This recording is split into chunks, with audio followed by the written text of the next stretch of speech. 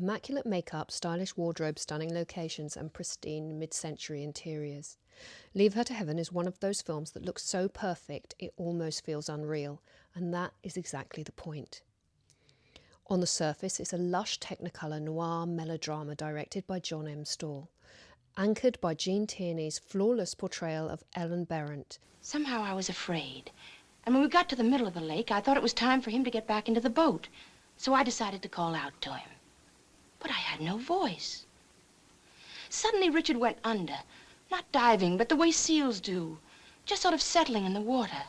Arguably her most iconic performance. Around her, Cornell Wilde, Jean Crane and Vincent Price are slowly pulled into the gravity of her world and then broken by it. The film dazzles with its stylish colour palettes, its Academy Award-winning cinematography, immaculate costumes, elegant makeup and carefully curated production design, but beneath that polish is something far darker: obsession, emotional control and a deep mid-century anxiety about women who refuse to behave the way they are supposed to. What fascinates me is how controlled the film's world feels. Glassy lakes, horses galloping through mountains, interiors that glow between noir shadows. Everything is seamless, everything is composed. And visually, that world mirrors Ellen Barrett herself. She is always immaculate, always styled, always performing control. Every interaction feels manufactured by Ellen. And there's a moment that really crystallizes this for me.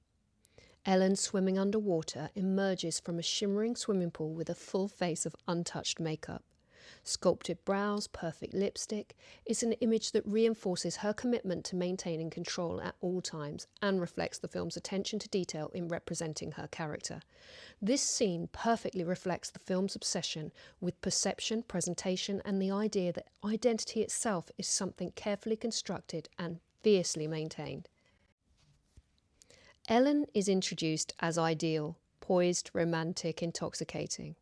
But very quickly you sense that this ideal is built on something unresolved. Her devotion to her deceased father suggests a love that never transformed into grief, only fixation.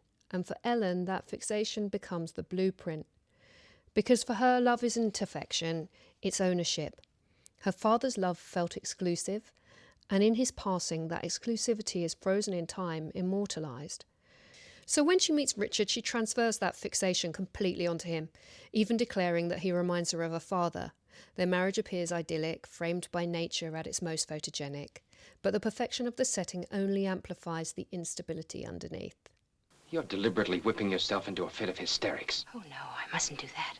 It might disturb Mother and Ruth or wake up Danny. Ellen, what's got into you? I don't know. For Ellen, any redirection of affection feels like a betrayal. Richard's younger brother Danny becomes a threat simply by needing care. Ruth, calm, grounded and emotionally steady, becomes a threat by offering the kind of support that Ellen can't control. Even Ellen's pregnancy becomes a threat, a future where Richard's love is divided. Not exactly, Mother. Your baby was a girl. I was going to be a boy. You've decided that, have you? Well, definitely. Ellen gave me a word of honor. Stand still, will you? And what's chilling is that Ellen's actions follow a consistent internal logic. If love cannot belong to her, then it should not exist at all. She lets Danny drown because he takes Richard's attention. She throws herself down the stairs to end her pregnancy, not in panic but in control. And when Ruth becomes Richard's emotional refuge, Ellen turns to manipulation and framing, determined to remove her. Her final act, unaliving herself by poison, staged to look like murder, is meticulously designed to incriminate Ruth and trap Richard in guilt. Even in death, Ellen wants control. In this film, intimacy becomes possession, love becomes restriction. To be loved is to dominate completely. Some critics read Ellen through the lens of narcissism, her need for exclusive attention, her fragile self-image, her lack of empathy. I must have looked away for a moment, and then when I looked back, Danny was sinking. I pulled at the oars and then lost one. That reading isn't accidental. Mid-century Hollywood was deeply influenced by Freudian ideas about desire, loss and the self. Films like this often externalize inner conflict into extreme outward behavior. Freud, as a founding figure of the psychoanalytic theory, and later film theorists drawing on psychoanalysis, have argued that narcissism isn't rooted in excess confidence, but in insecurity, a defense response to the fear of abandonment. Seen that way, Ellen doesn't read as chaotic. She's methodical. Her worldview is shaped by loss and by a belief that love must never be divided. What we're watching isn't random cruelty. It's a terrifying, coherent, emotional logic taken to its most destructive conclusion. One of the first moments where Ellen's internal logic becomes unmistakable occurs in the doctor's office. Her warmth towards Danny looks like care until you realise it's also strategy. She's redirecting loyalty, affection becomes persuasion, intimacy becomes leverage. I know you'll understand, Dr. Mason. I gave up my honeymoon to come here so that my husband could be with his brother. But he's been working and the burden's been on me. I've spent hours here every day. I was glad to do it. It was no sacrifice at all. I love Danny as much as he does. And I'm just as happy as he is that Danny's doing so well. But after all, he's a cripple. I'm sorry. And there's the lake sequence. The landscape is tranquil, the water is still, the composition is almost painfully perfect. And within that beauty, Danny struggles. Ellen doesn't move. Her stillness is devastating. The image is serene, but the act is violent. Here, the film's visual precision and Ellen's psychology align completely. Beauty doesn't soften the violence, it enables it. For Ellen, eliminating emotional competition is preferable to sharing love. There's so much to admire in this film, its visual mastery, its performances, its psychoanalytical ambition. But watching it now, it's hard not to notice how firmly it reinforces mid-century expectations of women's behaviour. Ruth and Mrs. Behrant are aligned with caregiving and domestic steadiness, gardening, emotional labour, maintaining the home. They represent the kind of femininity the film knows how to reward. Ellen refuses that script.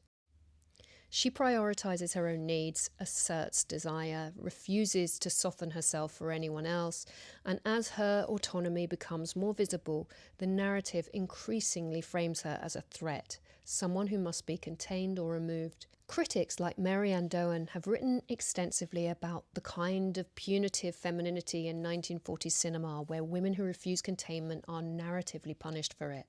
To me, that contradiction is what makes Leave Her to Heaven so fascinating. It creates a powerful female character and then insists that her power is unacceptable.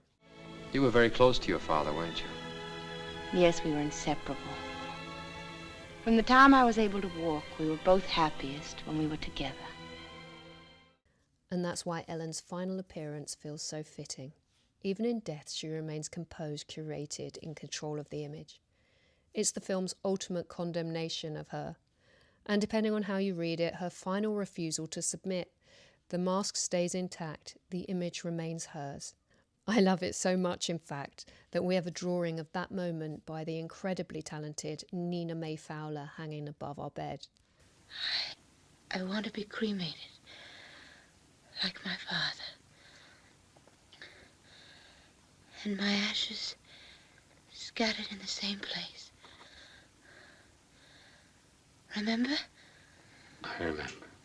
To me, that image feels defiant, not just of the characters around her, but of the filmmakers themselves and of the era that insisted she be punished for her autonomy. I'll never let you go, Richard. Never. Never.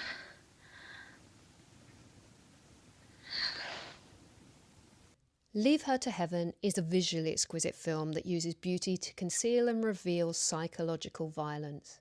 It critiques and upholds gender expectations at the same time, presenting a woman whose autonomy is framed as monstrous. Ellen Behrant endures not because she breaks cinematic rules, but because she exposes them. Don't look so downcast. I'll still be able to vote for you. Thanks for watching. If you'd like more deep dives into classic films and the history behind them, feel free to subscribe and turn on notifications.